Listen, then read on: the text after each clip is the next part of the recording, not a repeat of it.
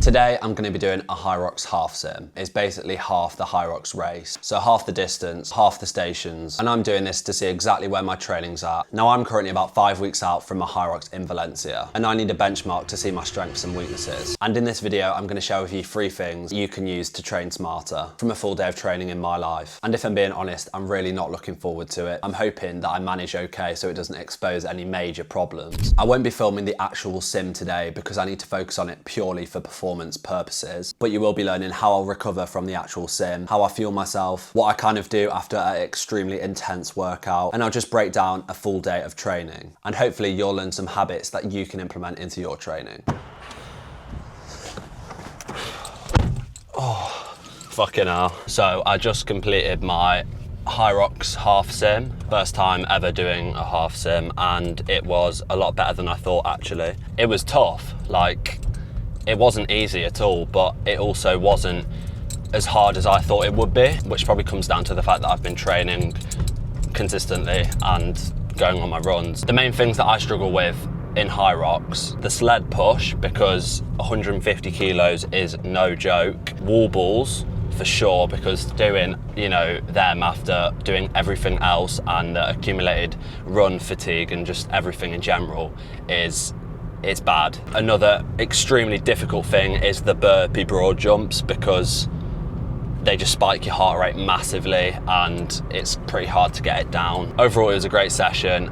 Surprisingly, I did really enjoy it, which is a bit weird saying that, but just getting up and moving your body, whether that's going for a walk, going to the gym, going on a run, whatever it is one of the best things that you can do to start your day. It gets your blood flowing, it gets your endorphins pumping, and it puts you in a fantastic mood. Doing like these half sims is very, very important before an actual Hyrox, because it identifies any weaknesses and any strengths that you have, and obviously the areas that you need to work on. The most important thing now is to go and get some food, because that session will have burnt a lot of calories and it was obviously a high energy demand, so my glycogen stores will probably be a little bit depleted. I think the main positive thing to take away from that is that I just feel like my Hyrox in October is so much more doable and so much more, not easier, but just manageable than I expected, because originally I was thinking there is absolutely no chance, this is fucking way too hard. But now after doing that, it's great because it kind of reinforces my confidence in my ability to do so.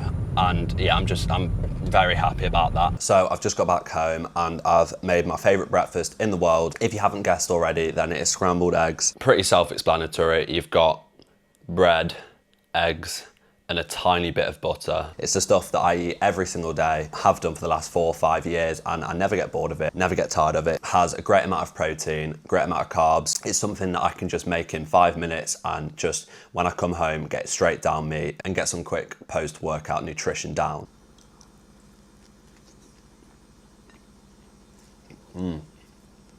It tastes the same every time, so good.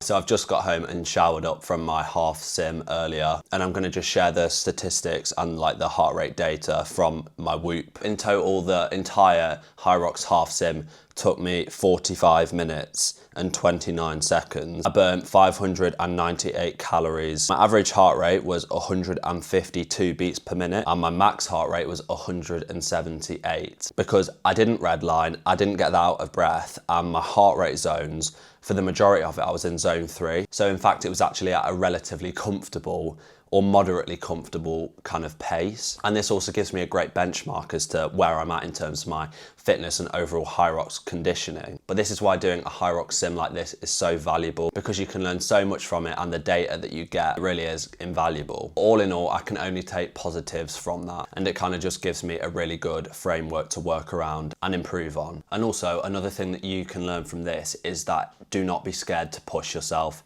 and get out your comfort zone. Don't put off doing something because because you don't think you can do it. Because today for me, it was easier than I thought it would be. So you might actually surprise yourself in kind of whatever you choose to do. And then after, you'll be in the best mood ever because you've just done something that you thought you couldn't do. So use this as a sign to get out of your comfort zone and to just challenge yourself on a day-to-day basis. Your life can only improve from doing this. So it's that time of the day now where I'm about to have my second meal of the day. I tend to have these high protein skyr yogurts. In each of these pots, it has 50 grams of protein per pot. And obviously, because it's 450 grams, it's gonna fill me up. It's gonna keep me full for such a long time. If you pair it with some honey, with some oats, with some raisins, it kind of turns into a nice dessert. We'll get a bowl. I weigh everything out so I know exactly what goes into my food. It takes 2 seconds. It does not take too long. It's all just bullshit excuses. So make sure you do this every single meal. You gotta do the yogurt. I'm gonna add some oats. Normally I put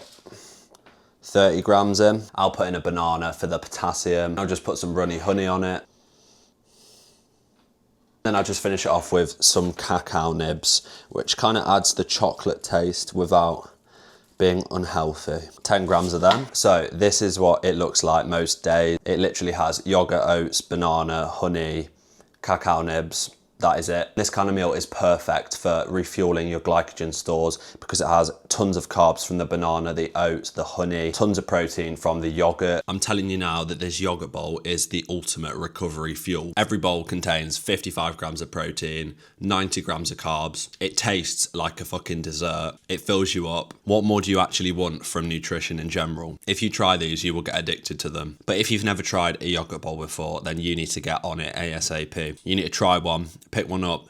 They're so easy to make. It literally takes 5 minutes and they taste absolutely phenomenal. So for dinner, I've cooked up a beef mince bowl. It has rice, beef, tomato passata, and some avocado. And then I'll just put some cheese on top of it because let's be honest, cheese makes everything taste better. There's about 200 grams of white rice, 200 grams of 5% beef mince, a tiny bit of very unripe avocado. And if I'm being honest, it is perfect recovery fuel from my Hyrox half sim that I did earlier. I'll put the calories and the macros on the screen here in case you are wondering, and I'll tally it up all at the end. This meal for my dinner is one of my favorite things to eat for dinner in the world. I'm gonna tuck into this meal now because it is, as I say, much needed after my Hyrox half sim.